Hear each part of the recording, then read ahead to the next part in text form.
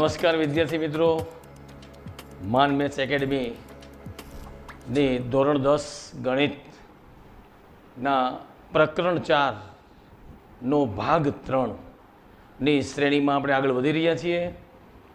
તમે ગણિત સમજવું ખૂબ સરળ છે અને કઠોર પરિશ્રમનો કોઈ વિકલ્પ નથી. તમે ઘરે બેઠા વિડીયોને વારંવાર જોજો. વિડીયોમાં ગણેલા તમામ દાખલાઓને એક વખત જોઈને બીજી વખત પણ જોઈને પણ એક વખત મોઢે ગણાય એટલી તૈયારી કરજો.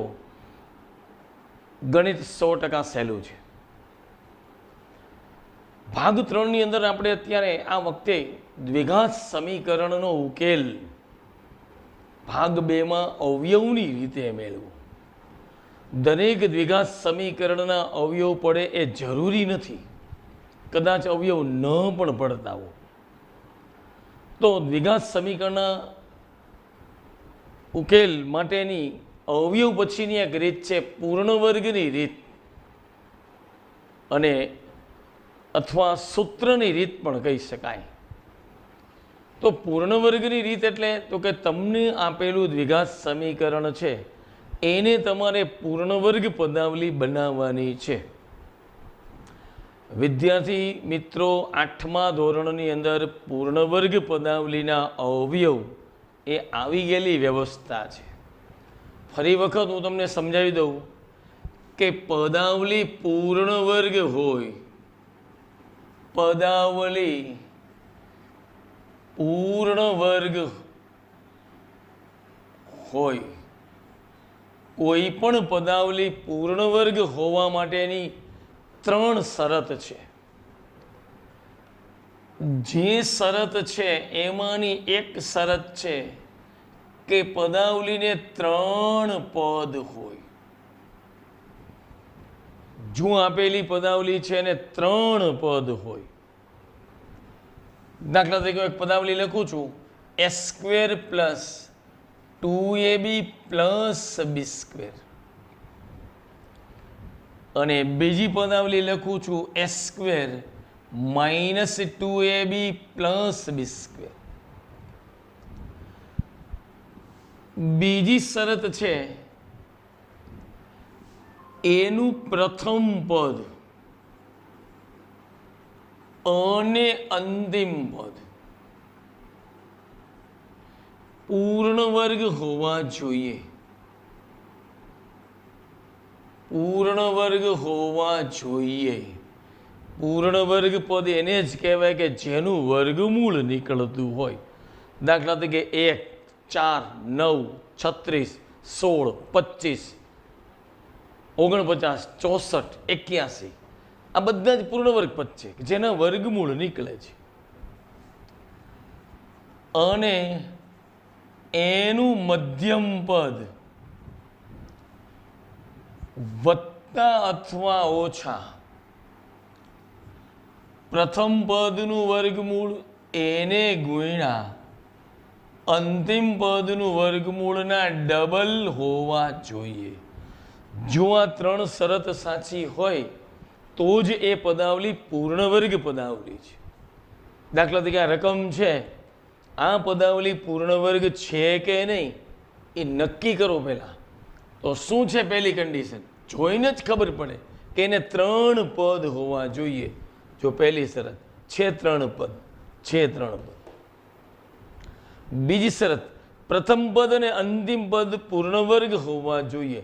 જો આનું વર્ગમૂળ a, આનું વર્ગમૂળ b, આનું વર્ગમૂળ a, b² નું વર્ગમૂળ b, જો એ પૂર્ણ વર્ગ પદ છે અને એનું મધ્યમ પદ વત્તા અથવા ઓછા પ્રથમ પદનું વર્ગમૂળ એને ગુણ્યા અંતિમ પદનું વર્ગમૂળ 2, a² નું વર્ગમૂળ a, b² નું વર્ગમૂળ b, તો વત્તા 2ab, અને આની અંદર મધ્યમ પદ આવશે ઓછા 2ab. મધ્યમ પદ પણ બરોબર છે. તો આ પદાવલી પૂર્ણ વર્ગ પદાવલી છે.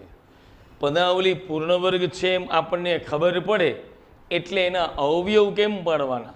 તો કે કૌંસની અંદર પહેલા પદનું વર્ગમૂળ, વચ્ચેના પદની નિશાની, છેલ્લા પદનું વર્ગમૂળ નો વર્ગ. આના અવયવ પડી ગયા. આના અવયવ પૂર્ણ વર્ગ પદાવલી છે એટલે પહેલા પદનું વર્ગમૂળ, વચ્ચેના પદની નિશાની, છેલ્લા પદનું વર્ગમૂળ નો વર્ગ. જો આ પદાવલી પૂર્ણ વર્ગ છે, આપણે દ્વિઘાત સમીકરણનો જે ઉકેલ લેવાનો છે એમાં પણ પદાવલી છે એને પૂર્ણ વર્ગ પદાવલી બનાવી અને ઉકેલ મેળવવાનો છે. એને પૂર્ણ વર્ગની રીતે ઉકેલ કહેશું આપણે. તો પૂર્ણ વર્ગની રીતે ઉકેલ કહેવામાં આવે તો દાખલા તરીકે તમને પરીક્ષામાં એમ પૂછાય કે દ્વિઘાત સમીકરણ એક્સ વર્ગ પ્લસ બી એક્સ પ્લસ સીનો ઉકેલ મેળવો. તો એનું પ્રમાણિત સ્વરૂપ છે. આનો જે ઉકેલ આવશે એ આપણું સૂત્ર બની જશે અને એ સૂત્રને શ્રીધર આચાર્યનું સૂત્ર કહેવામાં આવે છે. માત્ર પરીક્ષામાં એમ પૂછ્યું કે શ્રીધર આચાર્યનું સૂત્ર જણાવો, તો આનો જે ઉકેલ આવશે એ આપણું શ્રીધર આચાર્યનું સૂત્ર બની જશે. તો દ્વિઘાત સમીકરણ એ એક્સ વર્ગ પ્લસ બી એક્સ પ્લસ સી બરાબર 0, એની એકમાત્ર શરત છે ઇઝ નોટ ઇક્વલ ટુ 0. આને પૂર્ણ વર્ગ પદાવલી બનાવવાની છે પહેલા. તો એ માટે આને હું સમીકરણ નંબર 1 કહી દઉં. તો સમીકરણ 1 ને 4a વડે ગુણતા, હું આને 4a વડે ગુણાકાર કરું તો આમ થશે 4s² x વર્ગ વત્તા 4abx વત્તા 4ac બરાબર 0. આખા સમીકરણને 4a² વડે ગુણ્યા. આ પ્લસ છે, ઓલી બાજુ જશે એટલે માઇનસ. તો 4s² x વર્ગ વત્તા 4abx બરાબર -4s. સમીકરણની બંને બાજુએ b² ઉમેરતા, તો સમીકરણની બંને બાજુએ b² ઉમેરતા, જો સમીકરણ છે તમે બંને બાજુ સમાન સંખ્યા ઉમેરો તો એમાં કાંઈ રકમ બદલાઈ નથી જતી.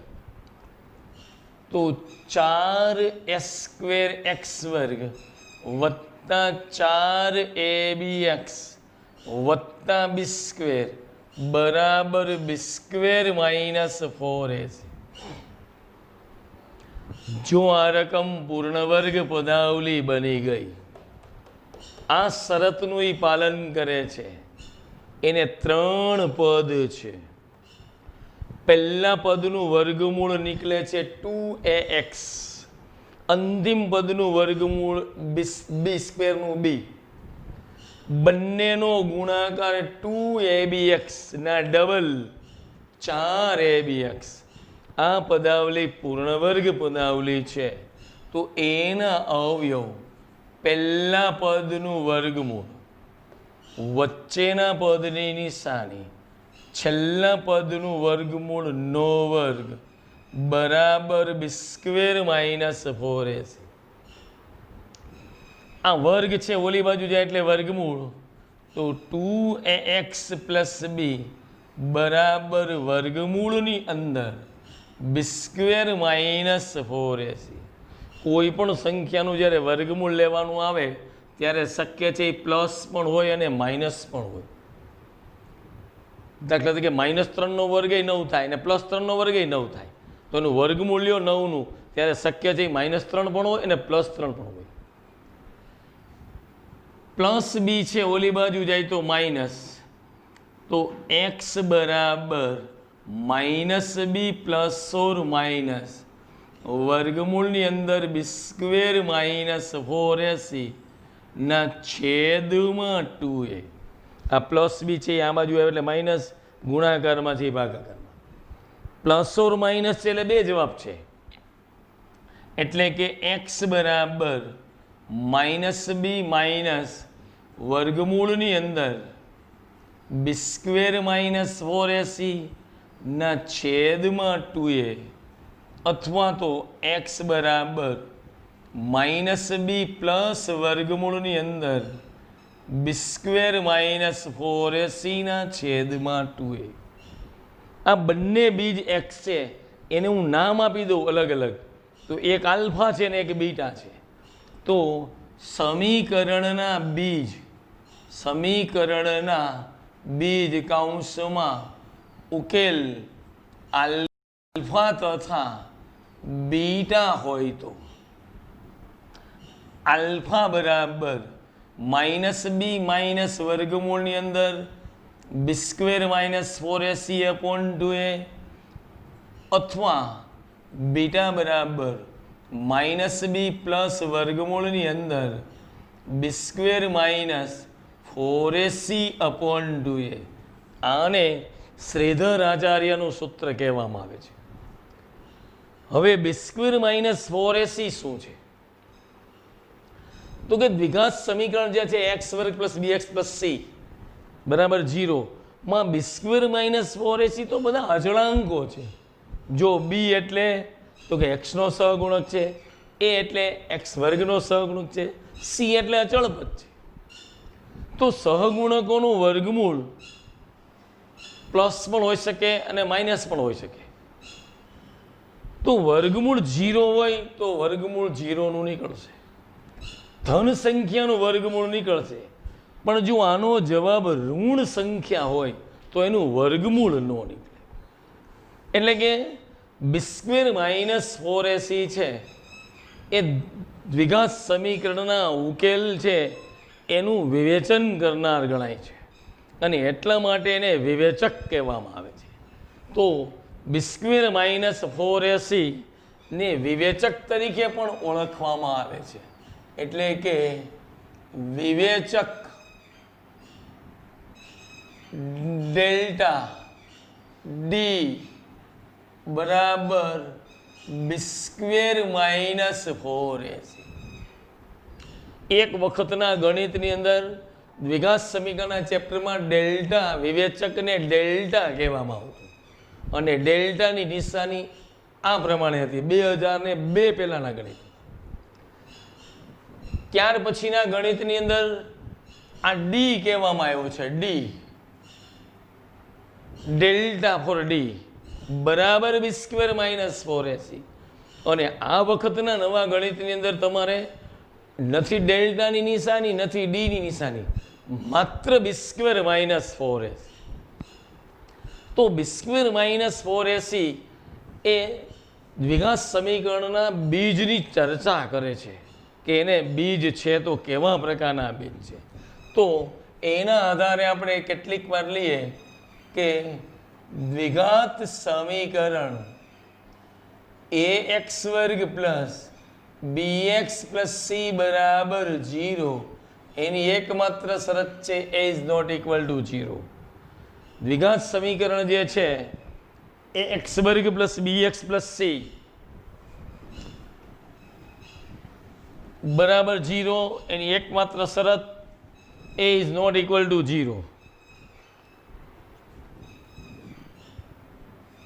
તો પહેલી કન્ડિશન કે જો બી સ્ક્વેર માઇનસ 4ac નું મૂલ્ય 0 કરતાં વધારે આવે, કોઈ પણ ધન સંખ્યા આવે, તો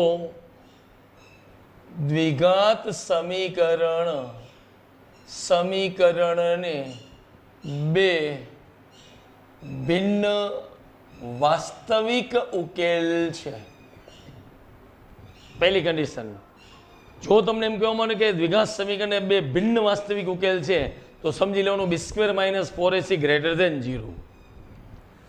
બીજી કન્ડિશન કે જો બી સ્ક્વેર માઇનસ 4ac બરાબર 0 હોય તો એનો અર્થ એવો થયો અહીંયા કે આ રકમ આખી 0 થઈ જશે. આ આખી રકમ 0 થઈ જાય તો માઇનસ બી અપોન 2a વધ્યા, માઇનસ બી અપોન 2a બેમાં સમાન ઉકેલ વધ્યા.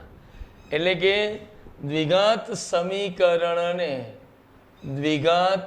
સમીકરણને બે સમાન ઉકેલ છે અને એ ઉકેલ છે -b/2a. -b એટલે x નો સહગુણક અને a એટલે x વર્ગનો સહગુણક.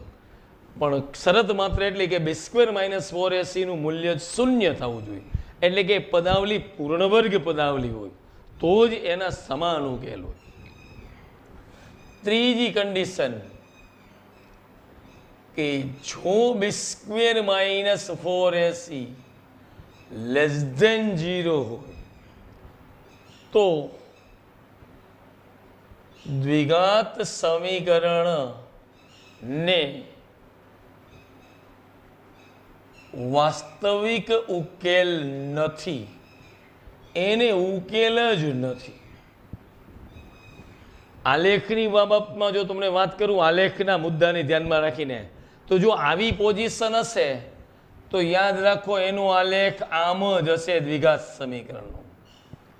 જો આવી પોઝિશન હશે તો એનો આલેખ x અક્ષને માત્ર એક જ બિંદુમાં છેદતો હશે, અને આવી પોઝિશન હશે તો એનો આલેખ x અક્ષને છેદશે જ નહીં. આ પ્રકારનો આલેખ તો b² - 4ac નું મૂલ્ય 0 થી મોટું હોય. b² - 4ac નું મૂલ્ય 0 તો આ પ્રકારનો આલેખ હશે, અને b² - 4ac નું મૂલ્ય ઋણ હોય તો આ પ્રકારનો, ટૂંકમાં x અક્ષને ગમે ત્યાં છેદતો નથી. પછી કદાચ આમ પણ હોઈ શકે, આમ પણ હોઈ શકે અને આમ પણ હોઈ શકે. આ એક આલેખાત્મક સમજૂતીની વાત છે, આપણા કોઈ પુસ્તકનો મુદ્દો નથી કે પરીક્ષાનો મુદ્દો નથી, પણ તમને એક વ્યાપક સમજૂતીના ભાગરૂપે કહેવામાં આવે છે. જો પરીક્ષામાં તમને એમ કહેવામાં આવે કે નીચેના દ્વિઘાત સમીકરણનો ઉકેલ સૂત્રની મદદથી મેળવો, તો તમારે પહેલાં વિવેચક ગોતવાનો છે, અને વિવેચક ગોત્યા પછી આ સૂત્રમાં એની કિંમત મૂકી અને એનો જવાબ લઈ આવવાનો છે. પણ તમને એમ કહે કે જો નીચે આપેલા દ્વિઘાત સમીકરણનો ઉકેલ પૂર્ણ વર્ગની રીતે મેળવો, તો તમારે આ રીતે એને પૂર્ણ વર્ગ પદાવલી બનાવવાની છે. પૂર્ણ વર્ગ પદાવલી બનાવવાની કન્ડિશન યાદ રાખજો, રકમ ગમે તે આપી હોય એને પૂર્ણ વર્ગ પદાવલી બનાવી હોય તો પહેલું પદ પૂર્ણ વર્ગ જ હોવું જોઈએ. બીજું પદ બેકી સંખ્યા બને એવો જ પ્રયત્ન કરવો જોઈએ, અને પછી એનું અંતિમ પદ ગોતવાનું અને પૂર્ણ વર્ગ પદાવલી બનાવવાની.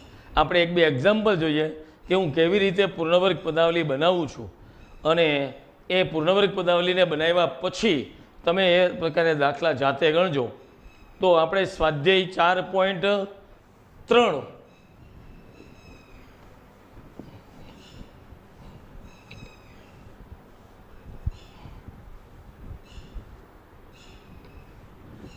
જો આ તમામ કન્ડિશન જે છે પરીક્ષામાં એમાંથી 2 માર્કને લગતો દાખલો અથવા તો વૈકલ્પિક વ્યવસ્થા 1 માર્કનો દાખલો આને ધ્યાનમાં રાખીને પૂછી શકાય, તો તમે એનો પ્રયત્ન કરજો. એના પણ દાખલાઓ આવશે આગળ. તો આપણે પુસ્તકની અંદર સ્વાધ્યાયમાં 4.3 સ્વાધ્યાય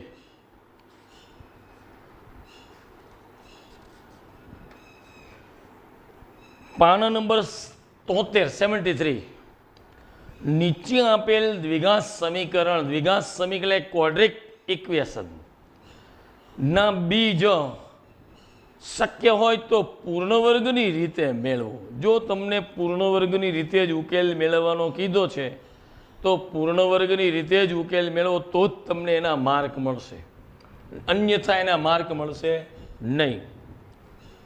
તો પહેલા દાખલાની રકમ આમ છે,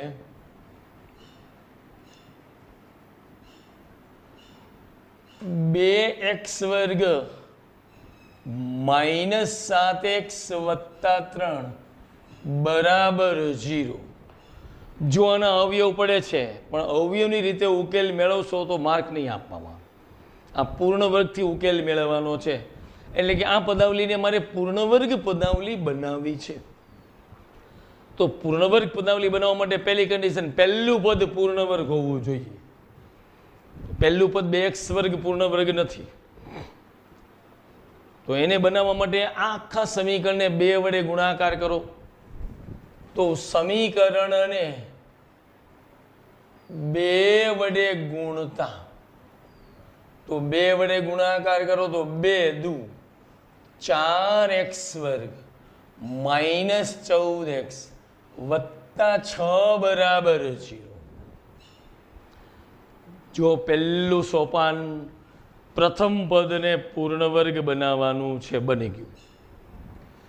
બીજી કન્ડિશન, બીજું પદ બેકી સંખ્યામાં હોવું જોઈએ.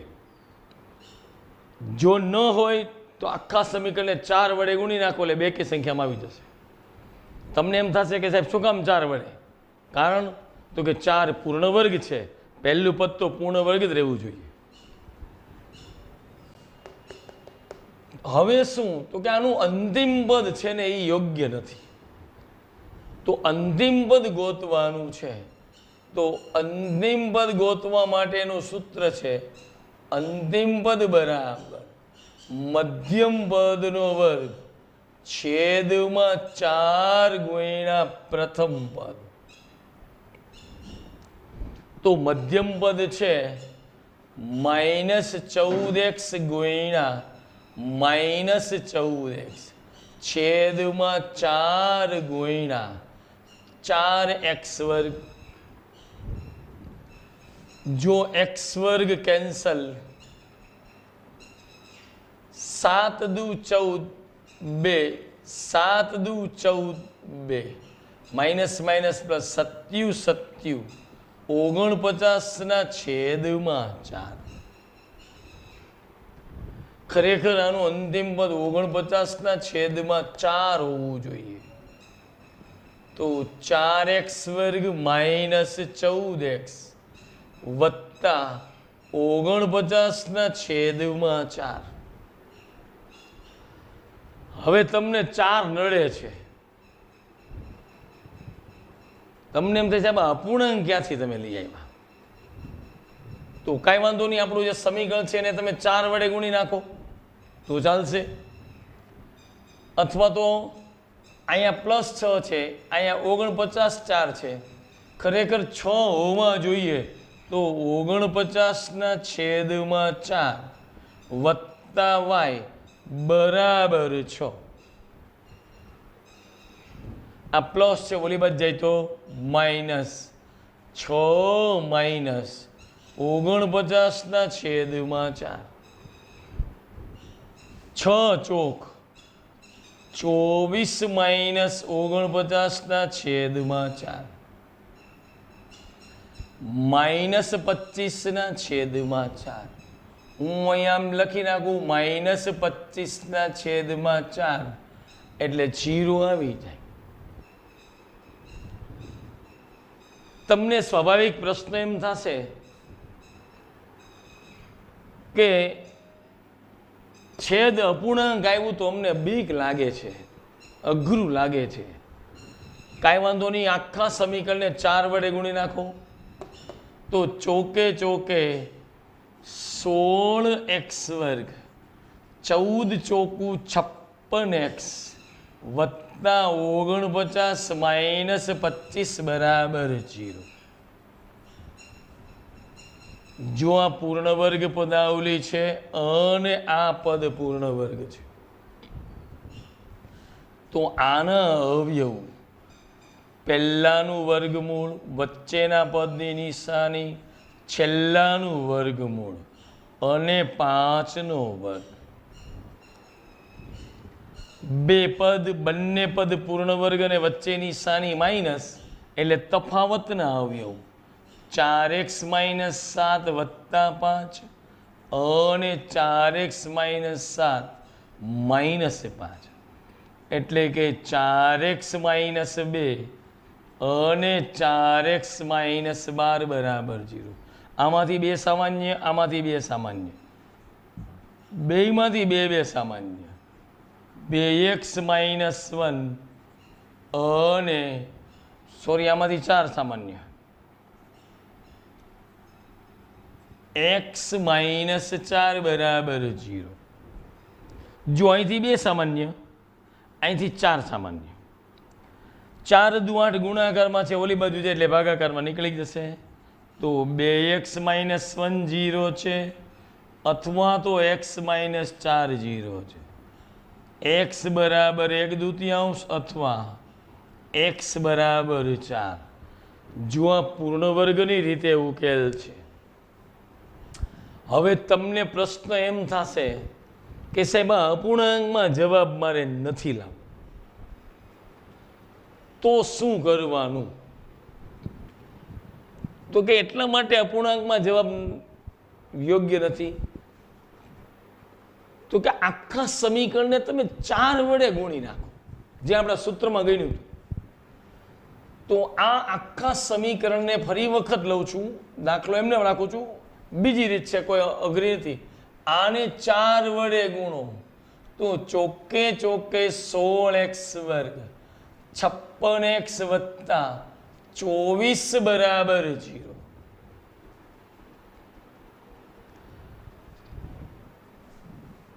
પહેલું પદ પૂર્ણ વર્ગ હોવું જોઈએ, બીજું પદ 14 છે, 14 ને 4 વડે ભાગી નથી શકાતા. હવે 14 ને 4 વડે ભાગી ન શકાય એટલે સ્વાભાવિક રીતે હમણાં જવાબ આવ્યો એવો અપૂર્ણાંકમાં જવાબ આવવાનો અંતિમ પદ. તો આખા સમીકરણને 4 વડે ગુણી નાખો એટલે અપૂર્ણાંકમાં જવાબ નહીં આવે. હવે આનું અંતિમ પદ બરાબર મધ્યમ પદનો વર્ગ છેદમાં 4 ગુણ્યા પ્રથમ પદ 56x ગુણ્યા 56x ના છેદમાં 4 ગુણ્યા 16x². x² અને x² કેન્સલ.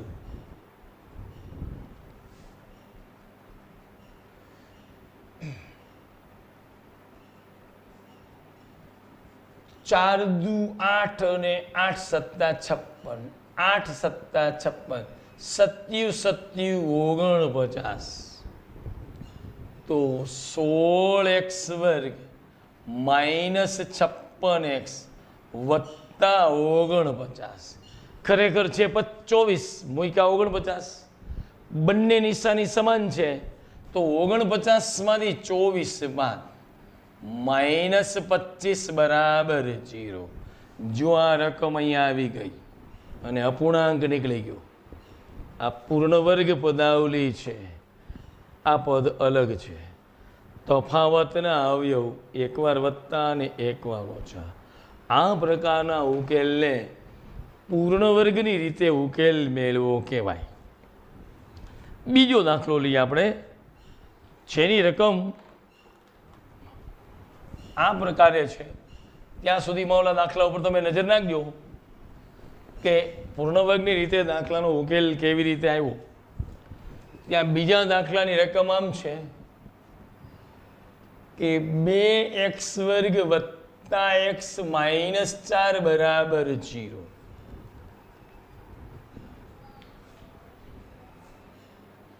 પહેલું પદ પૂર્ણ વર્ગ નથી, એને પૂર્ણ વર્ગ બનાવવા માટે સમીકરણને 2 વડે ગુણતા તો 4x² વત્તા 2x માઇનસ 8 બરાબર 0. જો 2x ને 4 વડે નહીં ભાગી શકાય એટલે વળી પાછો અપૂર્ણાંકમાં જો છે તો સમીકરણને 4 વડે ગુણતા તો 4 વડે ગુણો ચોકે ચોકે 16x², 4 દુ 8x, 8 ચોક 32 બરાબર 0. જો પ્રથમ પદ પૂર્ણ વર્ગ બની ગયું, બીજા પદને 4 વડે ભાગી શકાય છે અને હવે અંતિમ પદ આપણે ગોતવાનું રહ્યું પદાવલીને પૂર્ણ વર્ગ બનાવવા માટે. તો અંતિમ પદ બરાબર મધ્યમ પદનો વર્ગ છેદમાં 4 ગુણ્યા પ્રથમ પદ 8x ગુણ્યા 8x ના છેદમાં 4 ગુણ્યા 16x વર્ગ. આ x વર્ગ કેન્સલ, 16 ચોકુ 64 અને 88 64, 1 જવાબ આવ્યો. તો ખરેખર રકમ આમ બનશે 16x વર્ગ વત્તા 8x વત્તા 1. જો અપૂર્ણાંકમાં જવાબ નથી આવ્યો. -32 અને +1 નિશાની અલગ અલગ છે. આ બેની એ બેનો સરવાળો કરો, 32 ને 1 33 ના નિશાની મૂકી દો બરાબર 0. જો 33 માંથી 1 ગયા એટલે 32. રકમ બદલાવી ન જોઈએ. પહેલા 3 પૂર્ણ વર્ગ પદાવલી છે અને આ પદને પણ પૂર્ણ વર્ગ બતાવવાનું છે. 4x પહેલા પદનું વર્ગમૂળ, વચ્ચેના પદની નિશાની, છેલ્લા પદનું વર્ગમૂળ માઇનસ વર્ગમૂળ 33 નો વર્ગ બરાબર 0. તો 4x વત્તા 1 માઇનસ વર્ગમૂળમાં 33 અને 4x વત્તા 1 પ્લસ વર્ગમૂળમાં 33 બરાબર 0. એટલે કે 4x પ્લસ 1 માઇનસ વર્ગમૂળ 33 બરાબર 0 અથવા 4x પ્લસ 1 વત્તા વર્ગમૂળમાં 33 બરાબર 0. x બરાબર માઇનસ છે પ્લસ અને પ્લસ છે માઇનસ, -1 પ્લસ વર્ગમૂળમાં 33 ના છેદમાં 4 અથવા x બરાબર -1 માઇનસ વર્ગમૂળ 33 ના છેદમાં 4. આને હું આલ્ફા નામ આપું તો -1 પ્લસ વર્ગમૂળ 33 ના છેદમાં 4 અને બીજો ઉકેલ બીટા -1 માઇનસ વર્ગમૂળમાં 33 ના છેદમાં 4.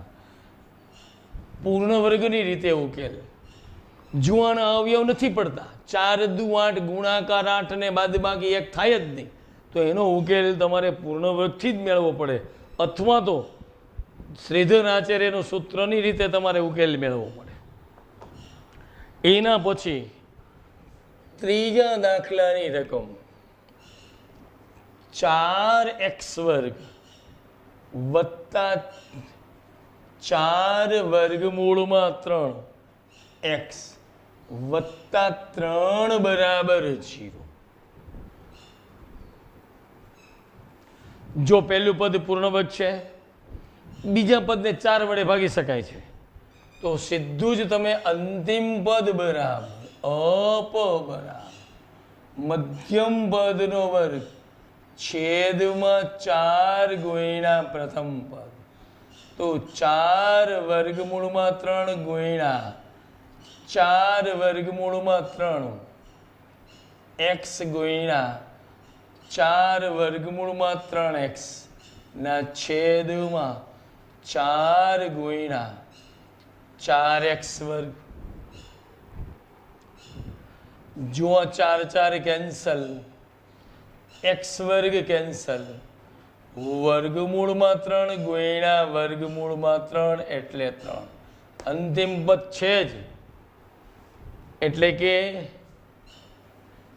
4x વર્ગ વત્તા 4 વર્ગમૂળ 3x વત્તા 3 બરાબર 0 એ પૂર્ણ વર્ગ પદાવલી છે. અને પૂર્ણ વર્ગ પદાવલી છે એટલે એના અવયવ સીધા જ આમ પડશે 2x પ્લસ 3 વર્ગમૂળ 3 નો વર્ગ બરાબર 0. પહેલા પદનું વર્ગમૂળ, વચ્ચેના પદની નિશાની, છેલ્લા પદનું વર્ગમૂળ નો વર્ગ એટલે કે 2x વત્તા વર્ગમૂળ 3 બરાબર 0 અથવા તો 2x વત્તા વર્ગમૂળ 3 બરાબર 0. x બરાબર માઇનસ વર્ગમૂળ 3/2 અથવા એક્સ બરાબર માઇનસ વર્ગમૂળ 3/2. જો આ સમાન ઉકેલ છે, સમાન ઉકેલ છે એટલે આ પૂર્ણ વર્ગ પદાવલી છે, અને પૂર્ણ વર્ગ પદાવલી છે એનો તમે b² - 4ac જો લેશો ડેલ્ટા તો એ શૂન્ય જ આવશે. જો b² - 4ac 0 હોય એટલે એનો ઉકેલ સમાન જ હોય, અને સમાન ઉકેલ હોય તો એના બીજ સમાન હોય. ચોથો દાખલો જે છે એ તમે હોમવર્કમાં રાખજો. 2x² + x + 4 બરાબર છે. આ દાખલો તમે જાતે ગણજો પૂર્ણ વર્ગની રીતે. અને